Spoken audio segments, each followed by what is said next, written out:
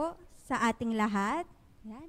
Good evening po sa tayo po mga nandito sa sanctuary at good evening din po sa mga nakikinig po mula po sa online. Kamustahin ko po muna kayo. Kamusta po ang challenge natin? Kung natatandaan po, ayun may mga nag-respond po. Anong chapter na po ba tayo? Test lang. Ayun, meron pong sumagot. Chapter 4 na po tayo sa ating challenge. Kung hindi po kayo familiar kung ano pong challenge yung tinutukoy ko, na-encourage ko po kayo, bumalik po kayo sa FB or YouTube natin. Pakinggan po natin ang mensahe ng Panginoon nung last Sunday na ito po ay napakaganda po. Tayo po muna ay manalangin. Thank you, Father. Thank you, Jesus. Thank you, Holy Spirit. Lord, maraming salamat po sa gabing ito. We thank you, Lord, dahil kayo po ang nagtipon-tipon po sa amin sa lugar na ito. I continue to pray, Lord, na bawat isa po ay magkaroon po ng matabang lupa upang dito po lumago ang inyong salita. And I continue to pray, Lord, na kayo po ang magtago sa akin, sa inyong likuran, Lord, at tanging salita niyo lang po ang mamutawi sa aking mga labi. We continue to thank you, Lord. In Jesus' name we pray. Amen. Punta po tayo sa Galatians 6, verses 7 to 10. Ang mensahe po natin ngayong gabi. Do not be deceived. God cannot be mocked. A man reaps what he sows. Whoever sows to please their flesh, from the flesh will reap destruction. Whoever sows to please the Spirit, from the Spirit will reap eternal life. Let us not become weary in doing good, for at the proper time we will reap a harvest if we do not give up. Therefore, as we have opportunity, let us do good to all people, especially to those who belong to the family of believers. Purihin po ang pagkabasa ng salita ng Panginoon. Nung inaaral ko po yung verse na ito, sobrang na-bless po ako, natuwa po ako dahil yung sa verse 7 po, do not be deceived. Ang salitang deceive sa Griego po ay planao. Pwede po ba nating ulitin? Planao. Yan, planao. Ang meaning po nito ay to wander or to be led astray. Mawala po sa tamang landas. Iba pong translation ng do not be deceived ay do not be misled or do not make mistake.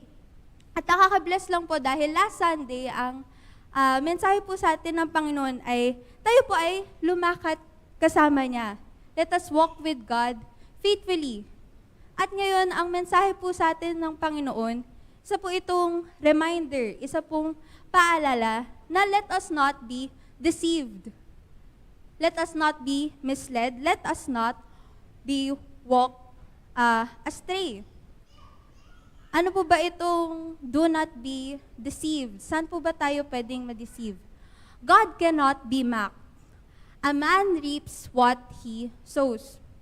Familiar po sa atin ang illustration ng sowing and reaping. Makikita po natin to throughout the Bible. Isa rin po siyang illustration na ginagamit ni Paul dahil alam niyo po, ang mga tao during that time ay mga farmers. Nakaka-relate po sila kung ano ang reaping and sowing. So isa pong illustration that there is a season to sow and there are season to reap.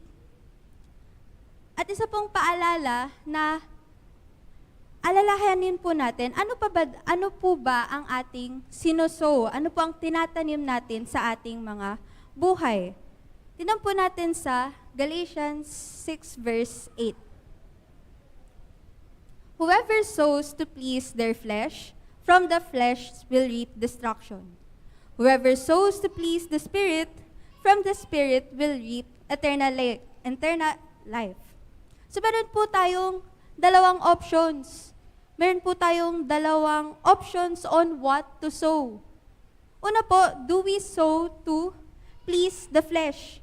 Ibang salin po, do we sow to please our sinful nature? At isa pa pong option is, do we sow to please the Spirit? Ito po yung pinapaalala sa atin na we should not be deceived. in these two choices, dapat po, ang piliin po natin ay yung tama, which is sowing to please the Spirit. So self-check po tayo. Kasi madali lang pong sabihin na, I am living by the Spirit. But again po, ang sow, isa po itong verb. Meaning po may action. Hindi lang po siya basta tinatanim. Ano po ba yung pinaglalaanan natin ng energy sa araw-araw? Ano po ba ang pinaglalaanan natin ng ating time, ng ating mga resources? Ang pinaglalaanan po ba natin ay nakakalugod lang para sa ating mga sarili? Or ang mga pinaglalaanan ba natin ay nakakalugod sa Diyos? Self-check lang po tayo. Dahil sa illustration, reminder po na what we sow is what we will reap. If we choose to sow to please the flesh, destruction po ang dadating po sa atin. Sinful nature. For the wages of sin is death. Alam po natin na hindi po maganda ang kakalabasan po nito. And when we sow to please the Spirit, sabi po sa verse 8, we will reap eternal life. Sakit po kasi natin yung mga tao. Minsan po tayo ay nakakalimot sa ating mga buhay. Nasasanay po tayo sa mga routine natin. Nalilimutan po natin kung ano po ba talaga ang purpose natin. Masyado po kasi tayong preoccupied sa present. Mabilis po tayong madistract. We keep forgetting that there is a future. That we are here on earth to reap, to work. So reminder po na we are here to sow to please the Spirit. And let us remind ourselves na dapat excited po tayo. Dahil ang harvest po natin, hindi lang po basta-basta. Ito ay eternal life with Jesus Christ. Ngayon po ang tanong, ano po ang season in between the season of sowing and the season of reaping or the season of harvest? Kasi kung nakapag-sow na po tayo, isipin po natin ano na pong next step. Akala ko po before, very aesthetic po ang buhay ng mga farmers. Kasi akala ko, ayan, magtatanim sila for siguro 1 week, tapos maghihintay lang silang mag-grow kung ano yung tinanim nila.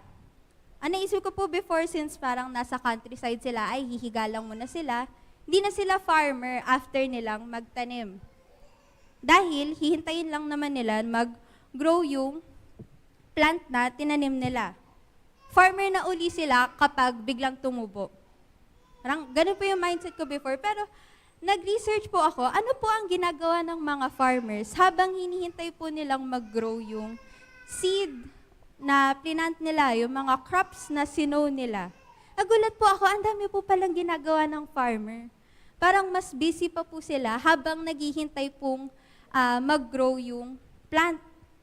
Kasi naglilinis po sila ng farm, binabantayan po nila yung plants kung meron pong damo, may weeds, may bugs.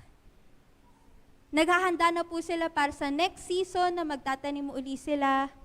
Yung soil po, may tinitreat pa po nila, naglalagay sila ng mga kung ano-anong chemicals, fertilizer. Ang dami po pala nilang ginagawa while they wait for the harvest. And this is why ito yung illustration na ginamit sa Galatians, ginamit ni Paul.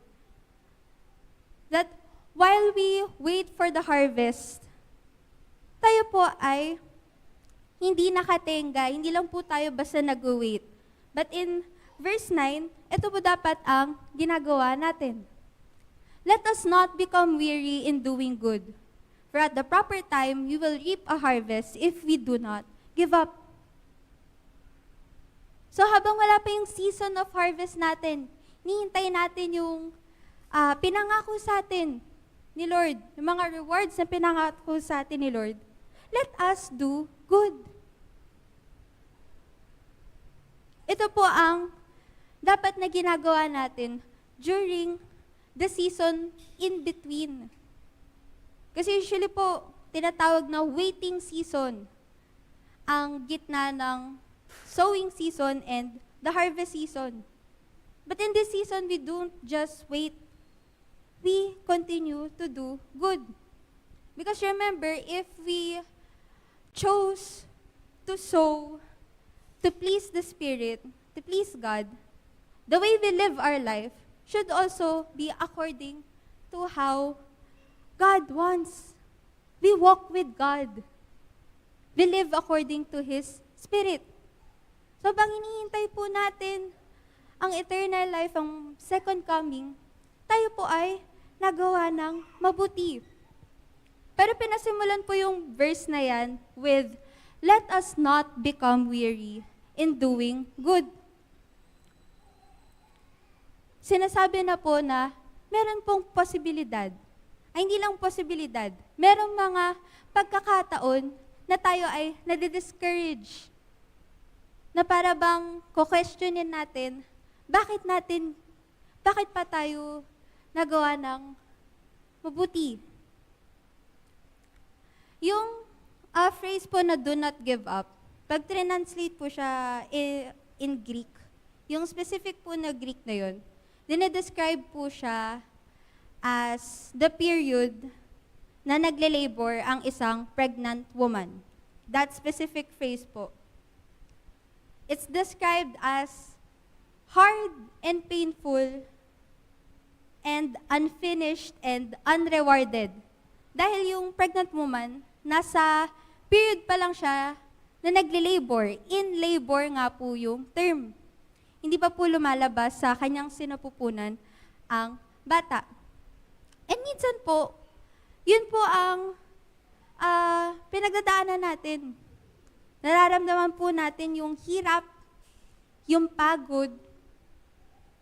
At dahil hindi pa nga po tapos, hindi pa na dumarating ang result, tayo po ay may posibilidad na tumigil na lang, mag-give up na lang. But then it promises us, at the proper time, we will reap a harvest if we do not give up.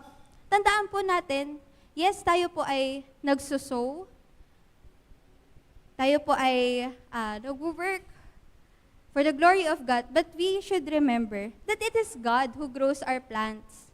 It is God who works in our lives to help us grow.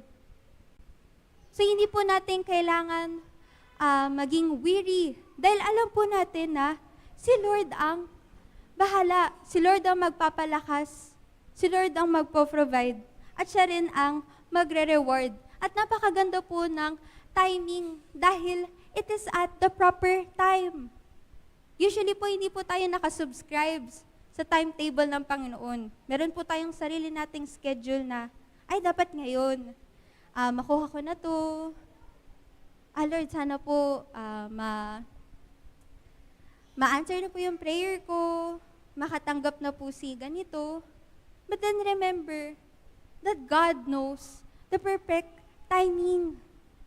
Nandoon na yun sa plan niya. So brothers and sisters, therefore, as we have the opportunity, let us do good to all people, especially to those who belong to the family of believers. Huwag po tayong manawa. At ano po ba ang example of doing good? Buksan po natin sa Ephesians 6 verse 18. And pray in the Spirit on all occasions, with all kinds of prayers and requests. With this in mind, be alert and always keep on praying for all the Lord's people. While we are here in our waiting season, tayo po ay manalangin on all occasions. All kinds of prayers and all kinds of requests. Huwag din po tayong manawa na manalangin. Dahil alam din po natin na ito ay may kasagutan sa Panginoon. So brothers and sisters, as we wait for our harvest, let us remember that we are in the season of doing good. Doing good, following the work of God, living by His Spirit, living by His Word. Tayo po ay manalangin. Thank you, Father. Thank you, Jesus. Thank you, Holy Spirit. Lord, maraming salamat po sa gabing ito. Lord, we continue to thank you, Lord, dahil kayo po ang patuloy na gumagabay sa amin sa aming mga buhay. Mga po, Lord, may we continue to walk in you, Lord. May we continue to do the good that you are equipping us to do. In Jesus' name we pray. Amen.